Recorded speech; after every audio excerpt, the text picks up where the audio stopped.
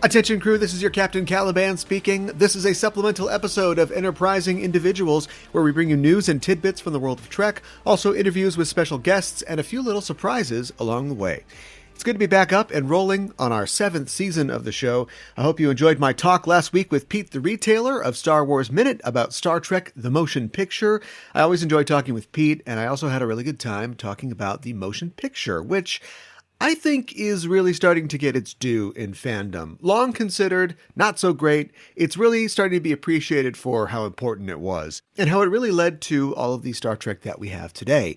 That conversation is still available on our show feed, and I wanted to reiterate that if you like hearing talk about Star Trek, as well as other old TV shows, and a couple of old friends having a good time, then you should check out ABCDTOS, Pete's podcast where he and his co-hosts go through every episode in the original series, from All Our Yesterdays to Wolf in the Fold. You can find them at ABCDTOS on Twitter or wherever you get your podcasts. Today, I have a guest that I am very excited about. Something that we have covered and talked about a lot on the show in past seasons is the practical world of the Federation. We like all the sci-fi thrills that Trek gives us, but when it comes right down to it, they live in a pretty cool world. No war, no discrimination, no one goes hungry, at least in the Federation, and the idea of Trek's Utopia, the idea that we're all going to make it someday, has been inspiring to fans throughout Trek's existence and is particularly poignant now. But gosh darn it, Trek doesn't ever tell us how they got there, not really. And before you say anything, the answer is not Archer getting in a knife fight with an Andorian or blowing up RoboCop. At least not solely. Those things might be necessary, absolutely. But there are some political and civic decisions that will need to be made before we can get something like the Federation going. And they're probably going to require a more ambitious brand of political thought than we might be accustomed to in our current world. But what about a slime world? ThoughtSlime, all one word, spelled like it sounds, is an anarcho-communist leftist YouTuber who makes weekly videos about the problems faced by our current society and the solutions to them that would be easy to implement, but hard to conceptualize for people who are used to the way that things have always been. Mildred, aka ThoughtSlime, recently released a video called Welcome to Slime World, in which they posit a world in which capitalism, crass commercialism, and conspicuous consumption, K-sounds are funny, hold no sway, where human rights are inviolate and empire is just a Fox primetime soap. It's a pretty attractive world. And to me, it feels a lot like the world that we see in Star Trek, the world of the Federation. But is that accurate? Will getting rid of greed and disenfranchisement get us flying cars? Or should we maybe do it because, I don't know, it's the right thing to do? I reached out to ThoughtSlime hoping to start a dialogue about that very idea, and you are about to hear that conversation. I hope it's thought-provoking for you, and I want to note fast that I have been on a medicine recently that makes my voice a little hoarse, so that is the reason why I sound like a Tom Waits impersonator at certain points in the interview, and right now. Portland through a shot glass and a buffalo squeeze, indeed. If you want to hear more of Mildred's thoughts about socio-political topics, head to youtube.com and search for ThoughtSlime and bingo. It's your new favorite channel. Before I hand you over to Other Me and Mildred, I wanted to remind you that every Thursday night at 8 p.m. Central Time, I and my co-host Ella Pearson go live to talk about that week's episode of the new Star Trek show. Right now, we're talking about Star Trek Discovery's 4th season, which is fitting because the show is called Discoverage, and if you follow us on Twitter at EISTpod, you can get notified when we are live and broadcasting and talking about all new Star Trek. This show, Enterprising Individuals, will not be back next week, but we will be back the week after. With the new schedule this year and a few less shows being published, I thought we'd try a 2 weeks on, 1 week off structure. But if you need more Trek talk in your life, you can always follow us on Twitter and Facebook at EISTPOD, or join our Discord. There's a link in the show notes where listeners to the Just Enough Trope Network shows talk about all kinds of nerdy topics. Stop by and say hello, won't you? That's it for me. Enjoy my conversation with ThoughtSlime. Don't thank me, thank Anarchy. And with that, let's get underway. My guest on the show today is Mildred, aka ThoughtSlime. Mildred makes videos about political and social topics for YouTube and reviews horror movies on the channel Scaredy Cats. Mildred, welcome to the show. Thank you. That was a very polite way of describing what it is I do. We'll get into it. We'll definitely get into it as we go. It's great to have you here. I always ask first-time guests to the show how they first discovered Star Trek. How did you become a Star Trek fan? Oh, I didn't have I didn't have a choice. My whole family was full of Star Trek fans. So I just kind of grew up watching Next Generation and to a lesser extent, I suppose, Voyager. Discovered DS9 like later in life. Was your family like sci-fi fans as well? Not really. I mean, some of them were, but most of them... It's just Star Trek was the thing that caught them at the right time, at the right age. Yeah. Yeah. And everybody watched it too. Like my dad isn't particularly a sci-fi fan, but he's like, yeah, check out that, what's Captain Picard up to? You know, Gene Roddenberry, an American, invented Trek, and it was an American production, but many people don't know that Star Trek first premiered on September 6th, 1966 on CTV in Canada, 2 days before its American premiere that Thursday. So really, Canadian Star Trek fans are the first Star Trek fans, the real Star Trek fans. I didn't know that. This is news to me. This should be a Canadian heritage moment. Yeah, right. Not to mention William Shatner, which we took from you. But if you guys want him back, that's okay. You're good. You're okay, good on that one. I guess we'll hold on to him then. What about YouTube? I've heard you talk in some of your videos about your background, some of the things that led up to what you're doing now in the present day. But can you tell us how you ended up doing leftist videos on YouTube? Can you tell us how you became the ThoughtSlime? Well, it's just I failed out of every legitimate path to a career in the entertainment biz, and this was kind of the last bastion of bastards and fail sons. So I don't know a way to put it that doesn't sound really negative, but like I just like the sound of my own voice. Like I like being able to talk and like, you know, put my ideas out there. And so it was just, you know, something I started as a hobby, and then it just gradually got more popular. And by the time that I, you know, realized that I could make a living doing it, it was like already at that point, you know? Yeah. I don't think that's too uncommon of a story. You know, YouTube is a funny thing. Like as an institution, it'd be almost impossible to describe to somebody 50 years ago, maybe 25 years ago. But if you, speaking of sci-fi, if you filed the name off, it might make a pretty good like doomsday device for a pulp science fiction novel. You know, there's a machine that's in everybody's house and it shows you propaganda. And the more you watch, there's a program inside the machine that gives you even more radical versions of what you're already watching. Oh, also Frozen, Elsa, Spider-Man, Baby Joker. Well, it kind of is, that's the central conceit of Infinite Jest, isn't it? That there's a piece of media that's so entertaining that you literally cannot stop watching it and you'll just starve to death because you won't want to do anything but watch this content. And to drive the point home, like how many pages is Infinite Jest? It's a lot. Yeah, I mean, it's impossible to say because no one's ever actually finished it. Nobody's finished it, yeah. By the way, I tried to read that book once. I will admit, I haven't finished it, but I tried to read it on a Kindle, and that was a real bad choice.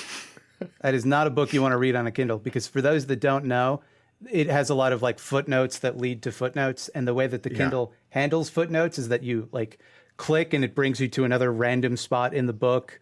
And then you have to navigate back. It's a nightmare. Yeah, no wonder you quit. Yeah. Did your Kindle feel heavier when it was on it?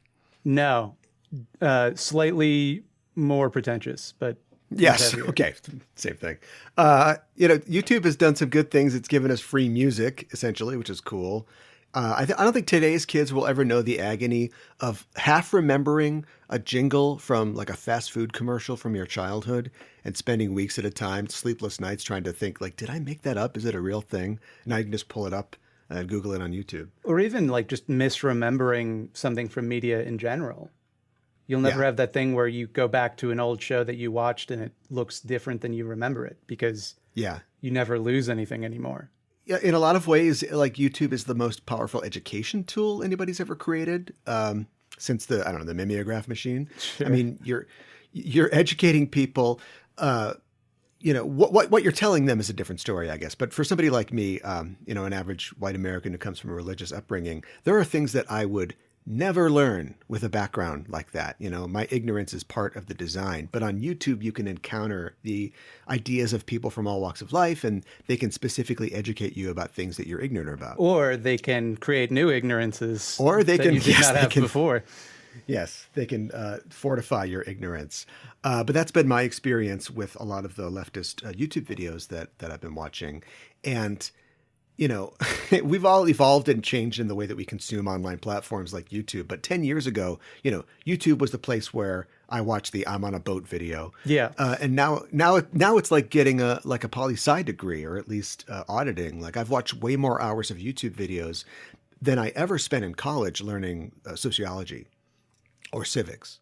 I think there's also like an element of the way that YouTube has kind of taken the place of television. Mm-hmm. In the sense that, like, back when it was just highlights like the I'm on a boat video, you would turn to YouTube if there was something special that you wanted to see on it. But now it's like, at least for me anyway, the majority of my content consumption comes from online streaming platforms. And only when a television show is truly regarded as special do I bother to watch it on television. Yeah, it's the channels that you flip through now. Yeah. Yeah, I would never, up to the point that I started watching a lot of YouTube, like I would never sit down and watch 2 or 3 hours of TV. That would just be completely asinine to me. But of course now, you know, I'm watching hours of YouTube videos and I'm like, why aren't there any more YouTube videos? I think there's a lot to be said about the kind of disposability of online content. But I think one thing that doesn't get its due with that model is that, like, because this content is fundamentally disposable, you're able to consume it while doing something else. Yeah. Which just makes it, you know, easier to fit that type of thing into your life. Like, you know, you talk about like the, you know, educational content, and it's a lot easier to do that if you're like, to watch educational content if you're doing something else at the same time, rather than like devoting the brain calories to doing it after a hard day's work, you know? You don't consider your content to be disposable, do you? Other than just that you need to make one all the time. I don't consider it disposable, but I am also aware of the reality that it kind of is, you know? Yeah. I would prefer people not think about it that way, but, you know, it's just kind of the nature of the beast. Yeah. Having to create constantly. The ThoughtSlime canon will continue forever. It's not like you do 100 and go, yeah, we did it. That's it. Yeah. Yeah, I know what that's like. Let's pivot for a moment to your channel, Scaredy Cats, where you talk about horror films. What is it about horror films that is attractive to you personally? Why'd you want to make videos about them?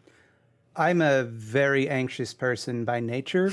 Okay, starting off good. Yeah, so I'm kind of like background afraid all of the time. I walk through life just kind of afraid of things. And horror movies they appeal to that type of mind, because that's just how you see the world. You see the world as fundamentally full of danger and fear and monsters around every corner.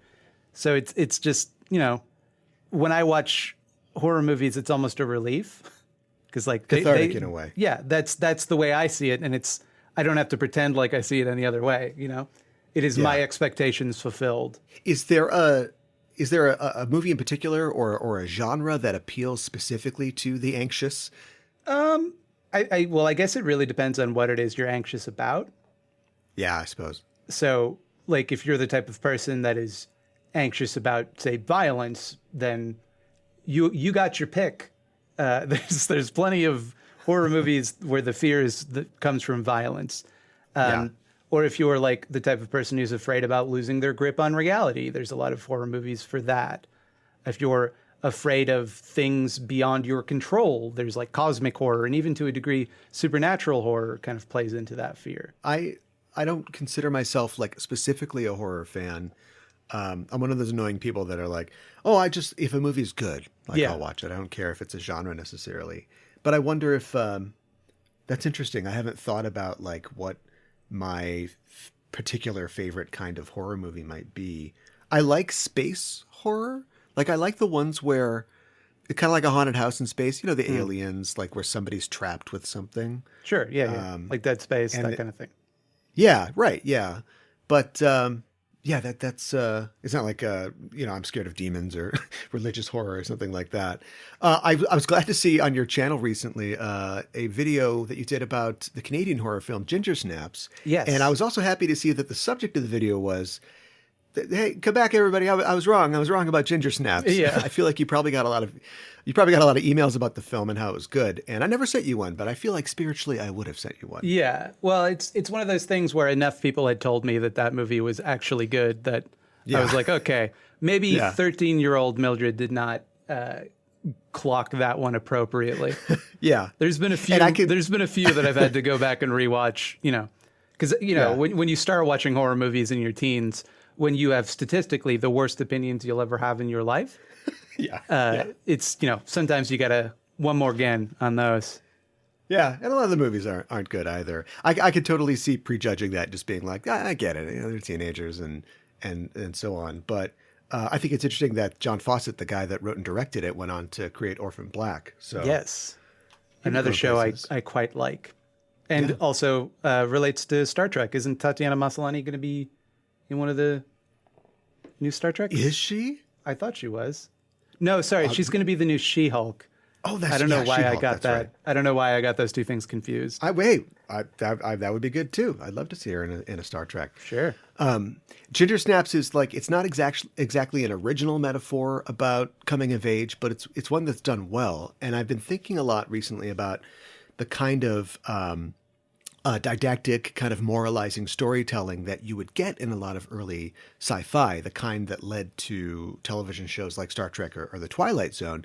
And I think in a lot of ways, like fantasy and horror have been taking the reins of that moral allegorical storytelling from sci-fi. Like in modern Trek, especially the modern Trek films, they're not really like about anything. Yeah. And like Star Wars has never been about anything.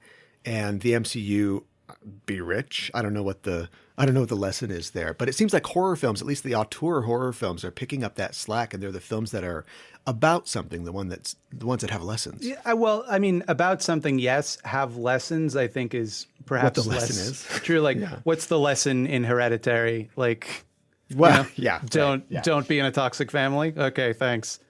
But I think that toxicity births toxicity. So, there is this movement that I think is largely responsible for this kind of resurgence of very thoughtful horror movies called elevated horror that started, and I'm going to say a word that's going to make people in my audience giggle, but it's just the fact. It started with The Babadook. Sure. And it kind of kicked off this like new wave of horror movies that are all kind of simple allegories executed very thoughtfully. Yeah.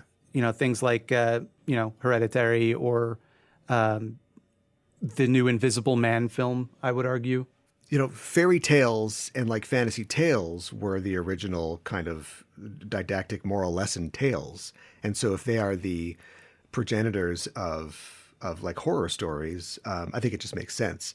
It's just after years of Jason invading Manhattan or whatever, we're kind of like circling back to this elevated horror. I think it's interesting. Well, I think that to get back to your point about originality, I think that there's kind of two ways you can make a story good, broadly speaking. One is an original story, like a story you've never heard before. That's always something everybody likes. But I think the other is taking a story that you've heard 1,000 times before and just telling it really well is also good. Yeah.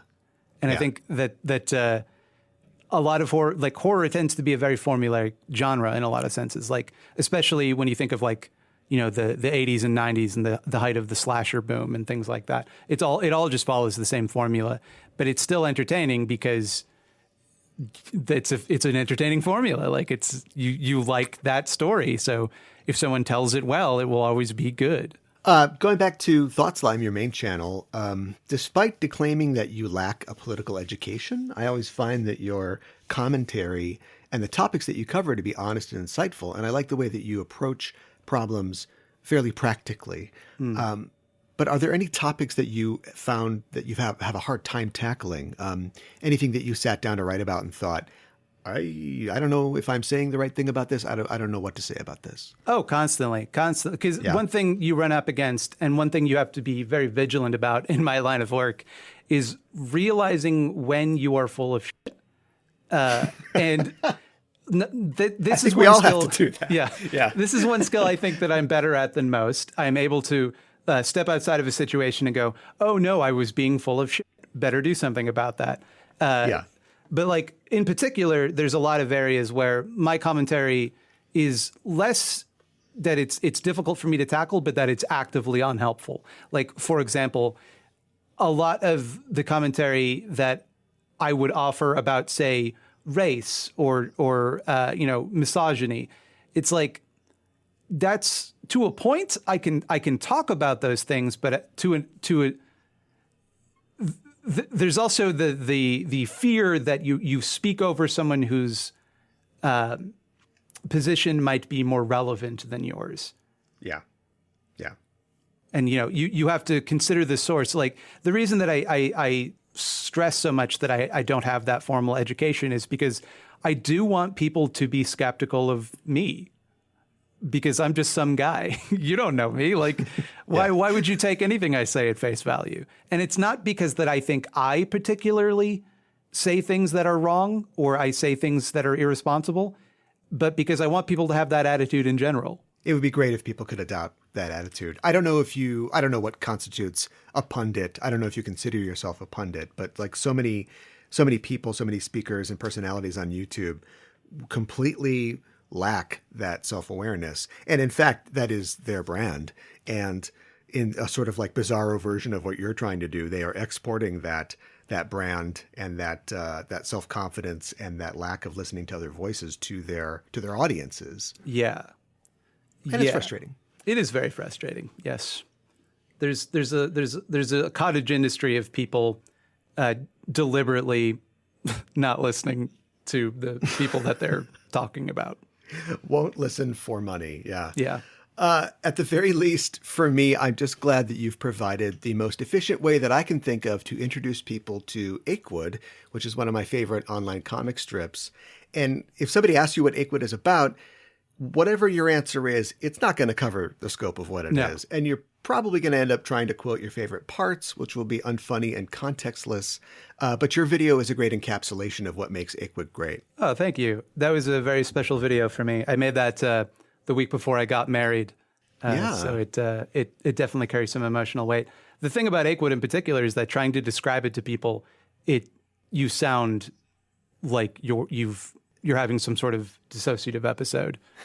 Yeah. No, it's about these teddy bears and cats, and they drink beers and eat nachos, and sometimes they go to the moon, where they sell their soul to the devil, but it's all really realistic. It's written with the most realistic voice, and it's like what are you talking about? Yeah. Like what is any of the things you just said?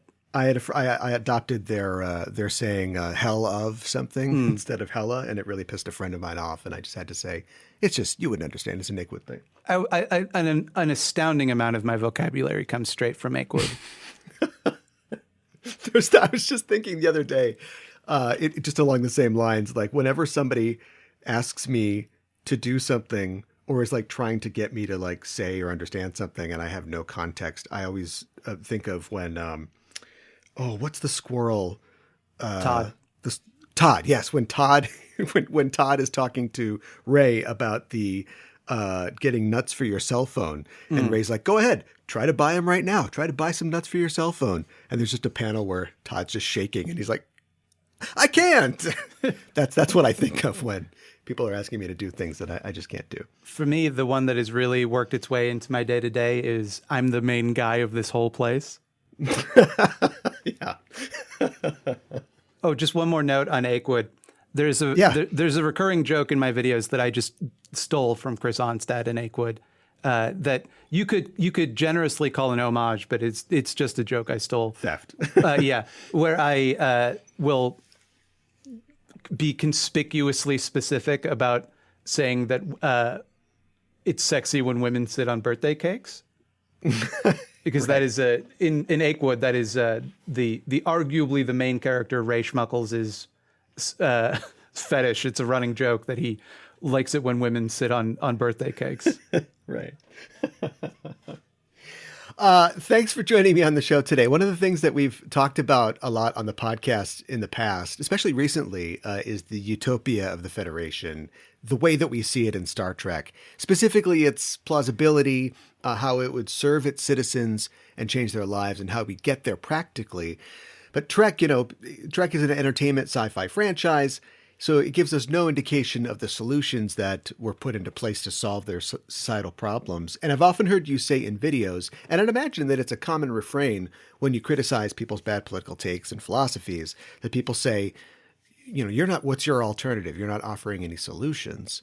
And of course, the real solution is, and they don't want to hear it, but the solution is get rid of the system. Yeah. Like I can keep trying to tinker with your system that doesn't work, but maybe chuck it.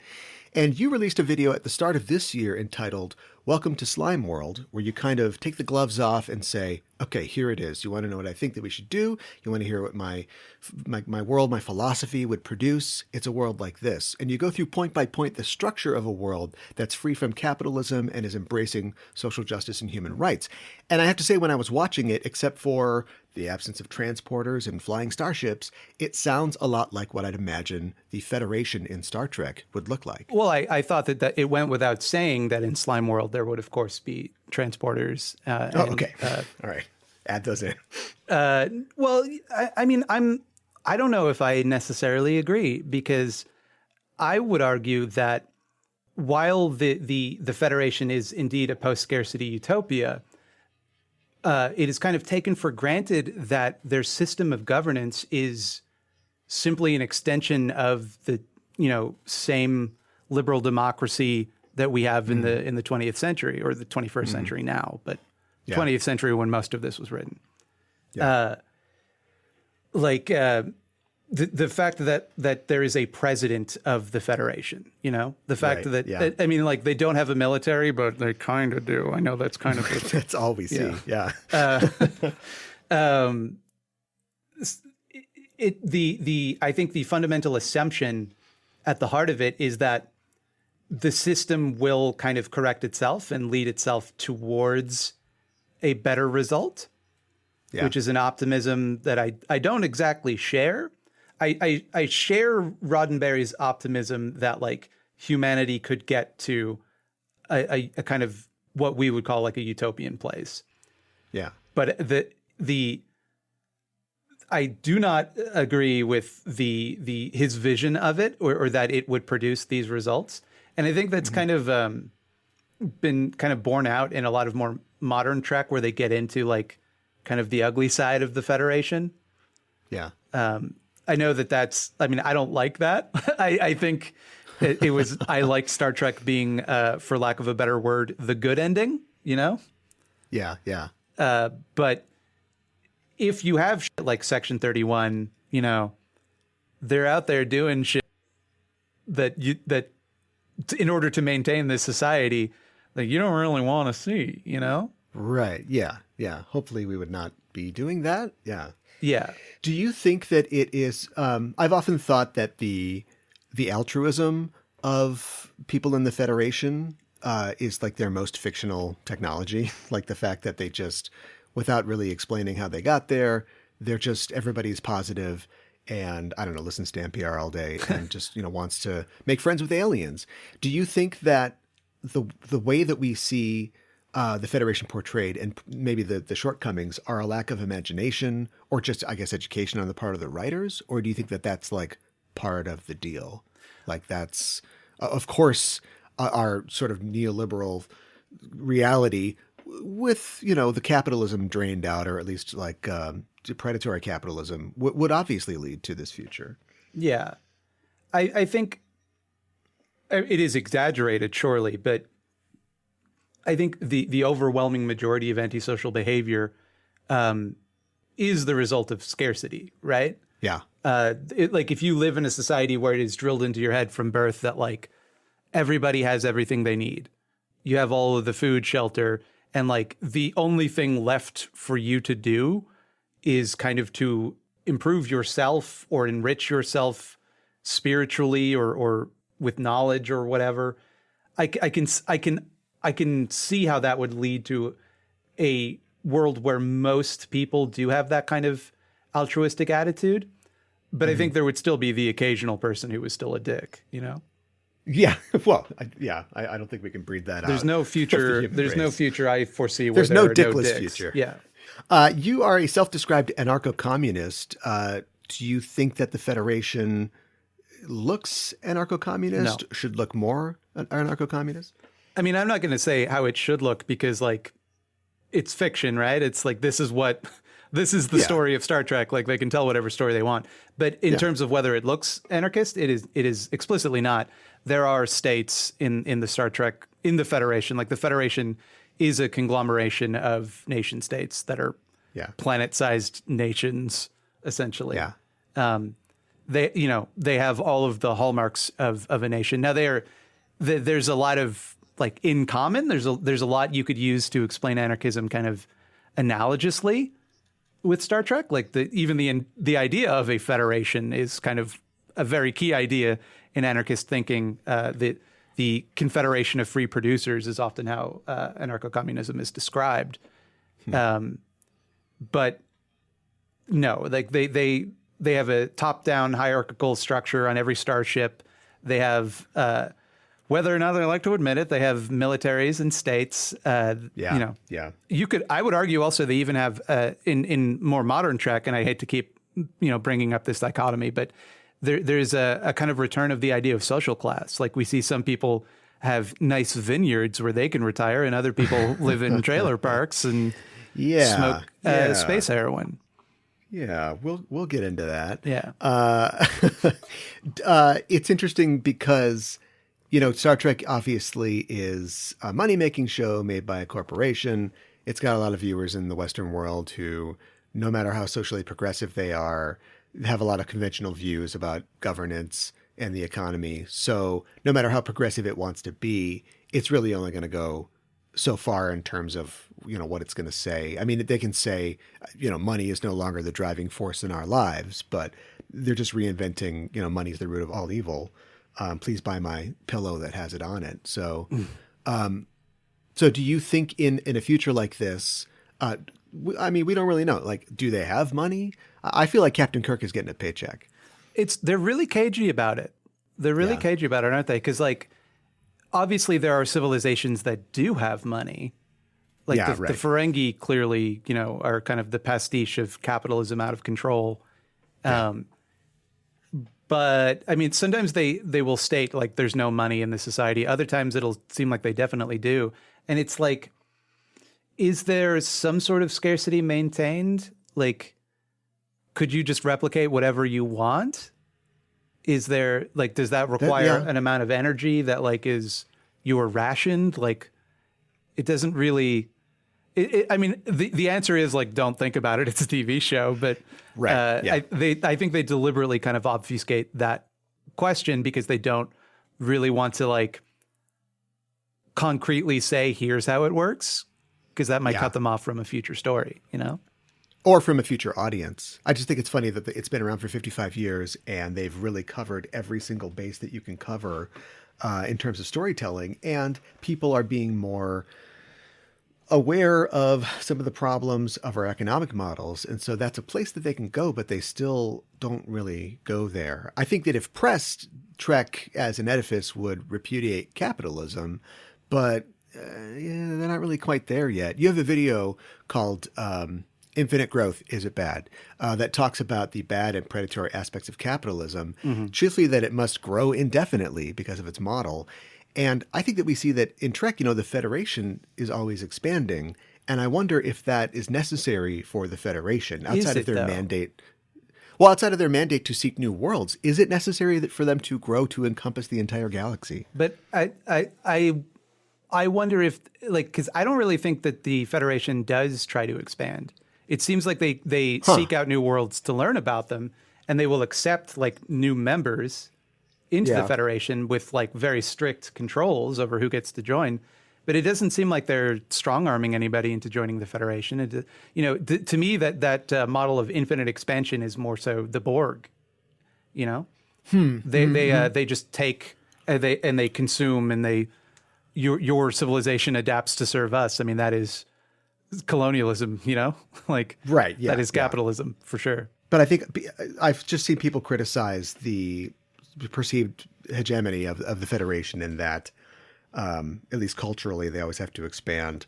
Every time they kind of jump forward, races that they've met before that maybe they've had problems with or have had an uneasy peace with kind of end up in the Federation. Yeah. Now they're in the Delta Quadrant and the Gamma Quadrant in some of the new shows. And so it's is kind the of end point. Yeah, like it's an American galaxy. TV show, so it carries with it this kind of America. Guilty as charged. The Federation is just space America, and they're going out, and everybody's like, "Oh, these guys are so cool. They should be in charge of the galaxy." I think, in my opinion, these guys are the guys who should be in charge.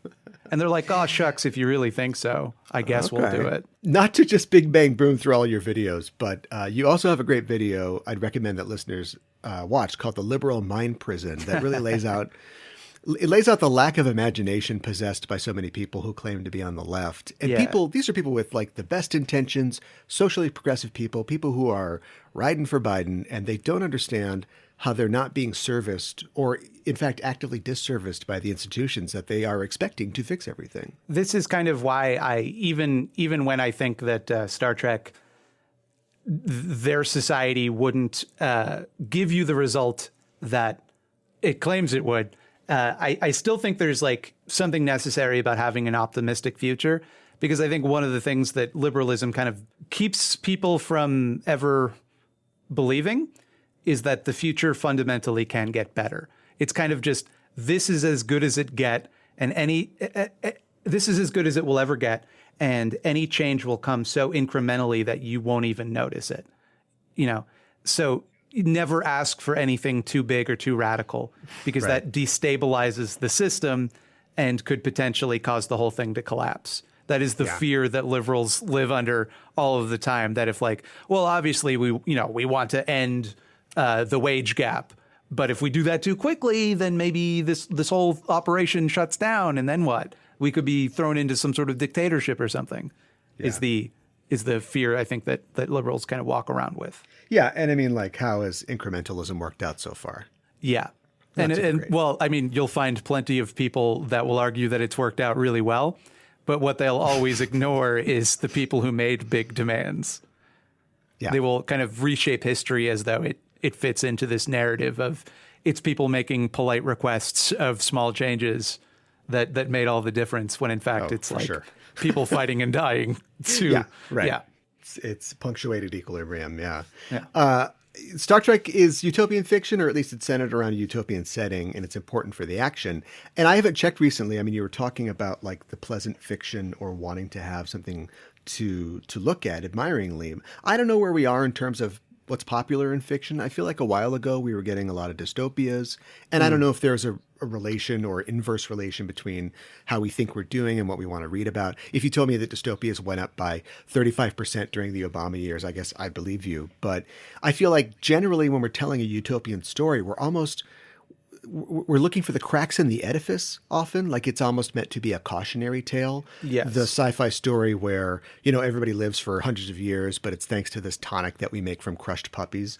And I don't feel like Trek has ever really tried to challenge its own utopia. It's taken as a given in the original series, and then as real life society evolves, the utopia of Trek has evolved with it and added in whatever social reforms we achieve in real life. But nobody ever really says, should the Federation run everything and be everywhere? Yeah, because I think, the answer would be yes. In fiction, the answer would be, they're the best guys. They should run everything. Yeah. Everyone else sucks. Everyone. There are two camps in the universe. Cool people who want to join the Federation and people who actively despise the Federation because they don't want to give their citizens rights, Yeah. Or you get like some outlier who are nominally good, but their civilization is so like fucked up in a pivotal way that you wouldn't really want to live in it, like Klingons. Or there's something like the race from Clues, where the Enterprise discovers them and they go, yeah, great. We don't want to talk to anybody. And so can you guys all erase your memories? And then the Enterprise crew is like, okay, yeah, we'll do that. That's fine. I was thinking I don't know if they've ever explored this concept, but what if the Enterprise ran into like a civilization that was so advanced that they themselves had a like version of the Prime Directive where they would not interfere with the Federation, and they tried to disguise themselves from. There's something like that in a Voyager episode called Prime Factors, And it's Voyager meets this race that's very advanced, and they have a technology called a trajector, which can beam you, thousands of light years. And so the Voyager is like, well, can we have this? We're trying to get home. And they're like, I don't think you guys are really advanced enough for this. We can't give this away. And so it becomes like a reverse prime directive situation. Yeah. But I like the idea of them being like actively like, like hiding, like they're invading us, but like trying to not, or us, I say us, the Federation, trying not to reveal themselves because you guys aren't ready for this yet. Yeah, because to me, like there's something very paternal or infantilizing about the Prime Directive as a concept. That like, oh, these dum-dums don't have warp drives. They can't handle this technology. They'd blow themselves up. It's like, well, I mean, I've seen Star Trek First Contact. Humanity seemed like pretty f***ed up when we developed it. Yeah, it's a good thing they showed up. Seems like if you're really following that logic, then they shouldn't have had it, Yeah, that's true. But at the same time, I think that it is at least a concession to the idea that, colonialism is dangerous and harmful. And I don't mind the fact that our heroes are a little timid in, contacting races because they don't want to be the thing that, that sends them on the wrong path. They don't want a bunch of people building coconut shuttles and waiting, doing cargo cults, waiting for the Federation to come back. Sure. But I do think that if you want to use, if you have this largesse of energy and technology and wealth, use it to help people. Yes, absolutely. Why let that planet that's going to get hit by an asteroid just get hit by an asteroid if you can just help them out without them knowing? Yeah, and also I think there's an element of that is applied so unequally.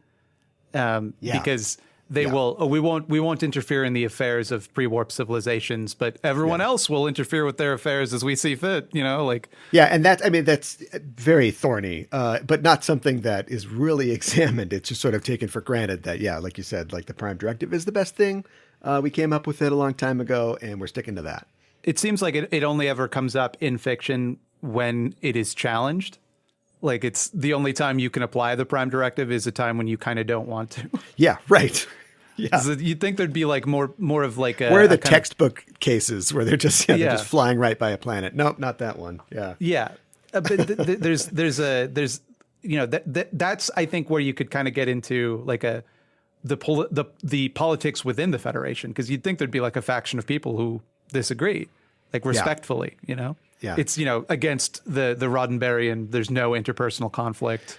Yeah. Well, then why is there a president? Why are there elections? Like, well, right. Why have leadership? Yeah, that's something that we've talked about a lot on the show. Maybe it falls outside of the spectrum of this conversation, but when you, what does politics look like in the future, especially when you remove capital from the equation? Like, what do they argue about? Who are the politicians appealing to?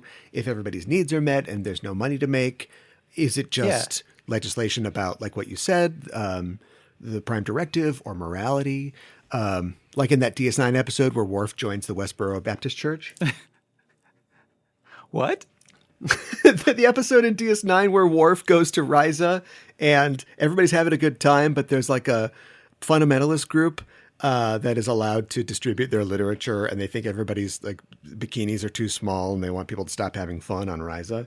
That's like the only political activist group you see in the entire franchise. And it's like, tut, tut, tut, stop having fun. Yeah. It's also like, I understand that there's like you kind of don't want to map it onto any real life politics, because then like the politics of your writing staff kind of bleed through and it might alienate some viewers. And I can see why they would be cautious about that type of thing. But there is no real world equivalent to like an argument about like the Prime Directive or like, in a very analogous sense, but I mean, Star Trek doesn't really shy away from that type of thing. So it's I don't know, it's kind of a weird absence in my mind. But but it's also not weird because it doesn't involve a laser fight. So you're not really going to, it's not going to be a lot of fun to watch. You got to get that in there. Yeah. Your video approaches Slime World from a practical perspective that is a non-sci-fi perspective, where real world problems don't have an unobtainium fix. And I want to look at some of the topics and the sort of columns that you go through in your video, and I think we can cheat a little bit while we look at them, or at least Star Trek gets to cheat because they've got a sci-fi universe with problems that have a sci-fi solution. But I still want to kind of look at some of the ramifications of those solutions and how they improve or complicate the lives of Federation citizens. So this is kind of like Slime World, the next generation. We were talking about the economy. We know that the Federation has resources, like they've got technology that gives them a lot of energy, potentially unlimited energy, but there's still ships bringing equipment here, or they're moving energy sources there. But it seems like on a day-to-day level, all of people's basic needs are met. Everybody has a place to live. The walls make food. You can just beam somewhere to travel. Nobody ever talks about the transporter running out of batteries. So on a personal level, I think that we can understand that the Federation has potentially limitless energy, which would make satisfying everyone according to their needs theoretically very easy. Is there a question? Well, the question is that something that you talked about in Slime World is the fact that there might not be coffee, which means that I'm out. Okay. So, So to contextualize that statement, the reason I said there might not be coffee is that in real life, agrobusiness depends on like hideous exploitation. And if I had my druthers, rather than me getting to enjoy a nice cup of mud in the morning, then we would kind of let these countries decide on their own, the value of their exports as they see fit, rather than imposing it on them. Yeah. And I don't really know that like that cost benefit analysis would work out in our favor. Now, that being said, I think something I did say in the video is that there could be like a technological solution to that problem that I had not considered, or that we don't have yet. And in a sense, like necessity is the mother of invention. If there is some sustainable way for us to grow coffee everywhere on Earth, then like we're not going to discover that until we have reason to. Yeah. So if there's always cheap coffee because we keep the cost of labor cheap in the global South where coffee is grown, and we keep maintain these horrible conditions so that coffee is cheap, we never have reason to find the better way to grow it and keep it and have it, Right. Yeah. Presumably exploitation would not be a factor in this.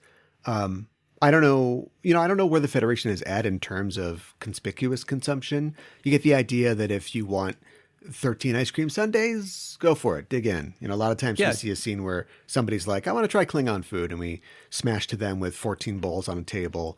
And nobody seems particularly judgy of that. Nobody says they're being wasteful. Presumably, whatever you don't eat, you can just put back into the replicator. It becomes energy again. And even the stuff you do eat. Yeah, that too. I wonder if the phenomenon of being able to have whatever you want would eliminate the drive to get all the things that you want. Well, yeah, I think that's kind of the idea, right? Is they're not very materialistic people for that reason. Yeah. Because, like, what would it mean to have a status symbol in the universe? Yeah. Like, I think the closest thing you see to that is kind of like Picard and his little artifacts that he keeps in his ready room. Right. Yeah. Because, like, you could replicate that, but that's not a genuine artifact. And then of course there's the question of like, does the world you took that from want that artifact? Why do you have it? But yeah, you kind of just see, again, this is where like it comes from that perspective of like, this is an unquestioned good. Whereas I think, you could do a story about nowadays people would look at that and go like, oh, hey, that's kind of fucked up. Yeah. Like, did they give you permission to have this? Maybe they did, I'm sure that would be the answer, is that each and every one of those artifacts, he was given specific permission by the culture of that civilization to have it. Him. But, yeah. Please take this. There's jobs in an economy, obviously. This is where it gets tricky because the characters in the show have jobs because they're in the military. But we rarely see Federation civilian You're going to get some letters. You think so? If you just explicitly state that Starfleet is the military, you're going to... They're in the Navy. They're in the Navy I'm surprised that you've not run into this before. This is one of the most hotly debated topics. Is Starfleet a military? Obviously it is. You're correct.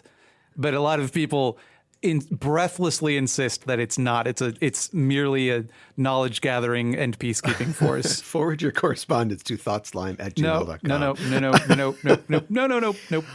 You point out in your video that people in an economy where, I mean, I guess where all your needs are met would work for 3 reasons: for civic camaraderie, personal satisfaction, and social standing. And I think all of those could really apply to the Federation.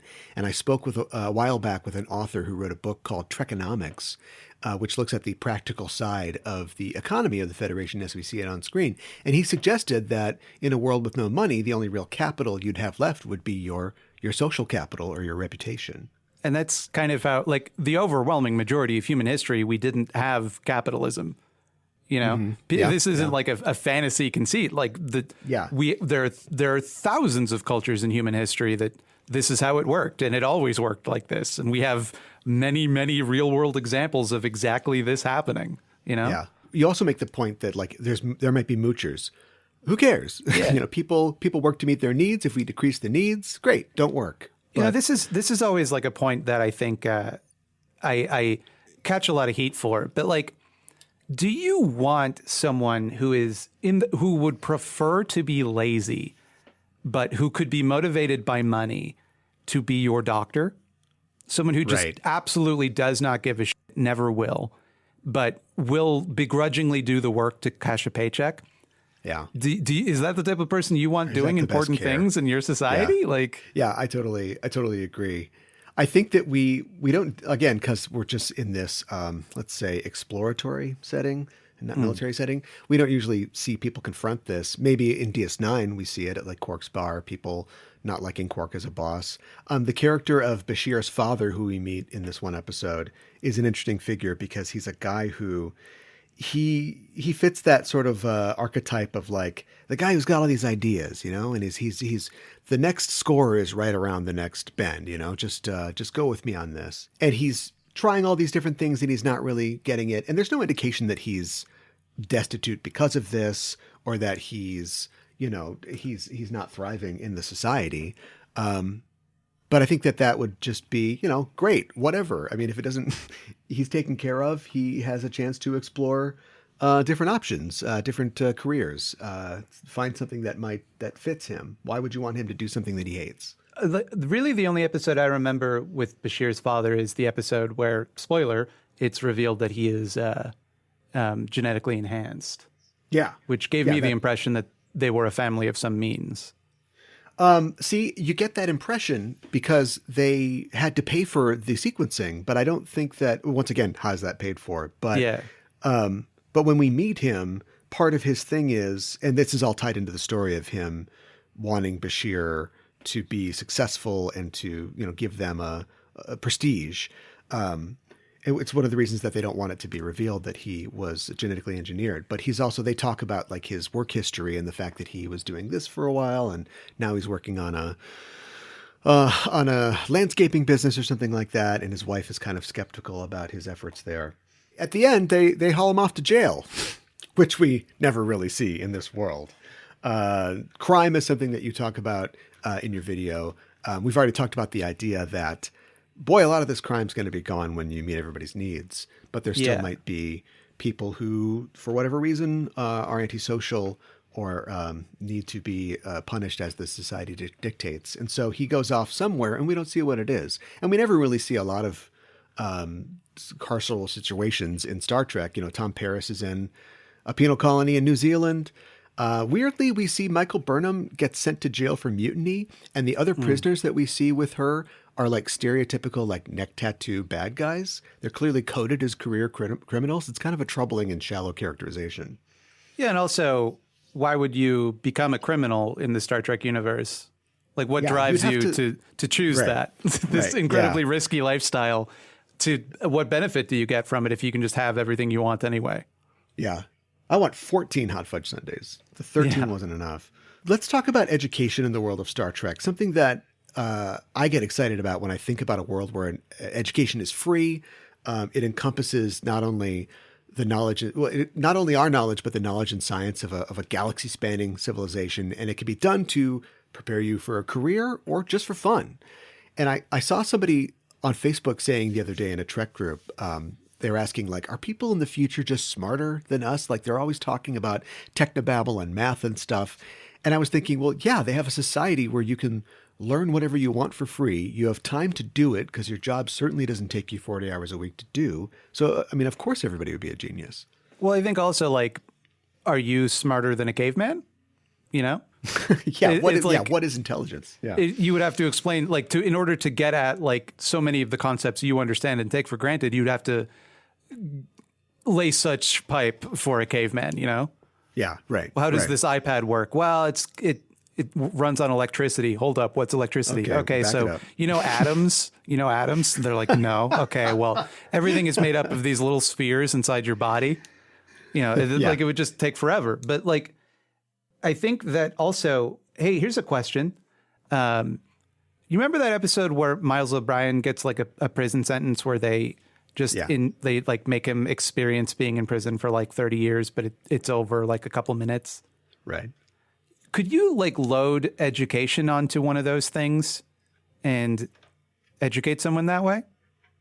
That society certainly hasn't done that. Yeah, it seems maybe. like that could be like a better application of that technology. Yeah, right. Yeah, you could be like 5 years old with the experience of like 200 years of education.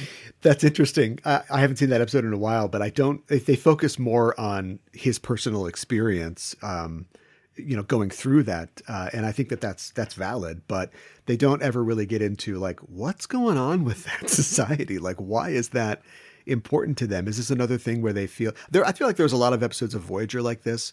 Whenever they weren't dealing with a space thing, they would meet a civilization that's basically human or humanoid and has high technology, but they've got something stuck in their craw. There's some sticking point where they're like, well, no, we do this. We make you relive being killed if you're a murderer. Like you have to see, have your victims experiences of being killed played back in your head over and over. And it's like, why that with that technology? Yeah, is that Who your hurt thing? You guys? Yeah. that's just your thing. Oh no, on this planet we don't let anyone step on flowers, and if you do, we got to kill you.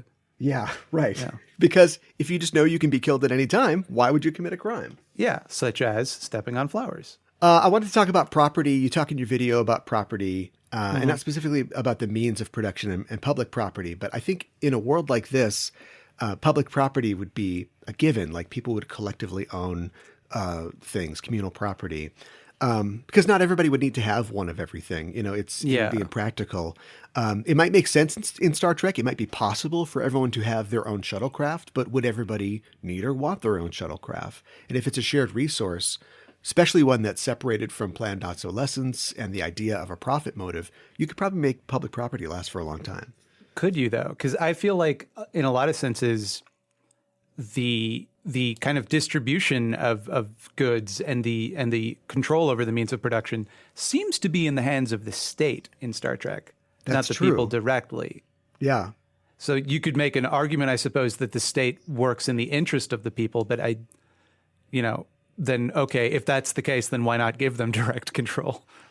Yeah, and the show has, we can only speculate. The show has never really gone into that. Again, like we said before, maybe because they think the audience doesn't care, or maybe because they're owned by Viacom. I don't know, but nobody attends a Soviet or anything like that. We don't see anybody voting on anything.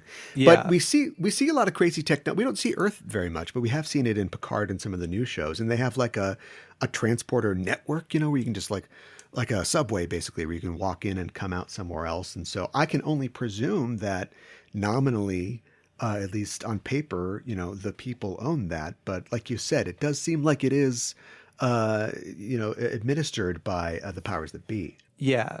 And again, I think that's kind of just how a kind of fundamentally liberal democratic mind would look at that. They would say, well, the future is going to be just this, but better, instead of radically different in any perceivable way, Which, like I said at the beginning, I think is kind of a failure of imagination. I think it also kind of comes from the fact that, and I'm not like attacking these men personally, but the show up to just about today has been written mainly by a bunch of white guys, socially conscious white guys for sure.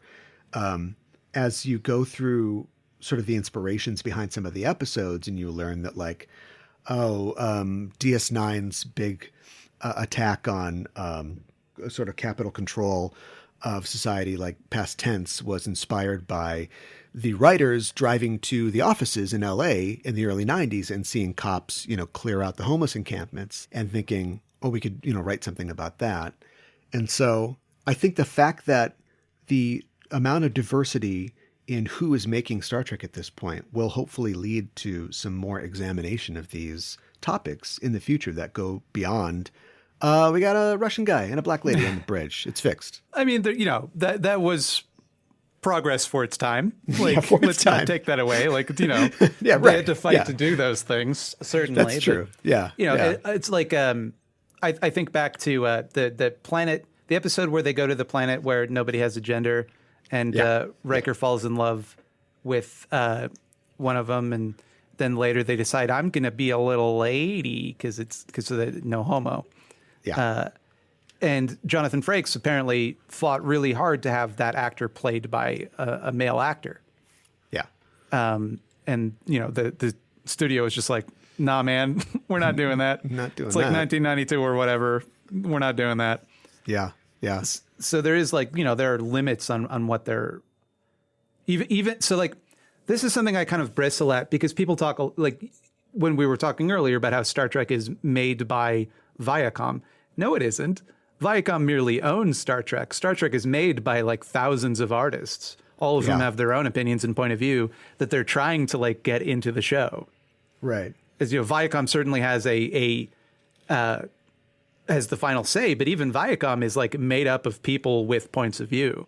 Let's take it to the extreme. If Michael Burnham says, "Oh, and one more thing, Viacom," like that's not going on the air, and so no, because they said more so than Viacom. Oh, they can say fuck on CBS All Access or on Paramount okay. Plus. Well, like they did say fuck Warner Brothers in the latest Matrix movie. So that's true. Warner Brothers is the cool studio. Yeah. Yeah. We're not like the other studios. Yeah, we're totally different. Well, thanks so much for joining me today to talk about this. I find this to be a fascinating topic, and it's really what I come to Trek for. I love the lasers and the aliens, but it always surprises me that doesn't seem to be the case for most Trek fans. I don't think that all Trek fans are thinking about this. And as far as trying to talk to people about how we could have maybe some of the things that they have in Trek, if we change some of the things in our world, I think it's an important thing to think about.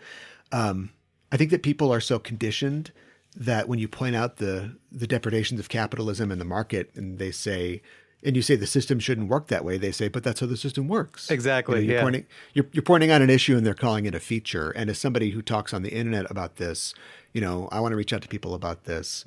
The other reaction is design an entire new civilization from scratch right now. Right. Yeah. As somebody who, yeah, okay, oh, give me a second. You got a pencil? Yeah. As somebody who has to deal with this, like, I don't know, like, what do you? This is a big ask, but like, what do you think the solution is? Like, these arguments keep missing each other. Like, how do you convince people? The answer that I always give is that things would work mostly the same as they do now, but more people would be involved in the decision-making process. Mm-hmm. That is, to me, if you really want to sell people on it, that is if you could boil it down to the core of that, is that like, unless we had a reason to change something, we leave it as is, but we put more people in control of it. Yeah, I agree. I don't know how you show that on Star Trek, but but I'd like to see that. Just some votes. Have them vote. They're all in their little tablets, and it's like, we have a new, what do you think? Should the nacelles go up or down on the new starship? And they all have a little vote. 2 or 3 or 4. Yeah. Yeah. I don't know if you're watching the latest season of Discovery, but they do have a scene like that where they're dealing with this problem and they're potentially going to contact this other race, and they get all the Federation members together, or all their delegates, and then they have a big vote. Well, where can people find you online? You can find me at youtube.com/ThoughtSlime or youtube.com/scaredycats. And thanks again for joining me. My pleasure.